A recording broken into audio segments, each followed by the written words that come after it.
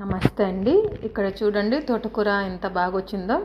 ఇది second time అండి మేము హార్వెస్టింగ్ చేయడము. చూడండి ఎంత బాగా వచ్చిందో. రాత్రి అయితే ఫుల్ వర్షం వచ్చిందండి మాకైతే మటకం. చెట్లు మళ్ళీ అయితే మంచి గ్రోతింగ్ వస్తుందండి. చాలా చూడండి ఎంత బాగుందో తోటకూర. ఇక్కడ చూడండి మేము 2-3 బకెట్లకైతే వేసినామండి. చూడండి ఇట్లా మనము కోసుకుంటే మళ్ళీ ఇగురు వస్తుందండి. మళ్ళీ చక్కగా ఇగురు వస్తుంది. ఇది మేము సెకండ్ టైం అండి ఇట్లా కొయ్యడము. ఇట్లా మనం ఇది పెరుగు తోటకూర అంటారండి. ఇట్లా మనం కోసుకుంటే ఇట్లా చాలా మళ్ళీ ఇగురు వచ్చి మళ్ళీ తోటకూర వస్తుంది. మనం ఒకసారి తీసేస్తే అది మళ్ళీ రాదండి. ఇట్లా చేసుకుంటేనే మనకు ఆకుకూర 2 సేమ్ పాలకూర లాగానే వస్తుందండి. మనం పాలకూర చుక్కకూర లాగా మనం కోసుకుంటే మళ్ళీ చిగురు వస్తుందో సేమ్ అదే విధంగా అండి. చూడండి ఆకుకూరలు ఎంత బాగుందో.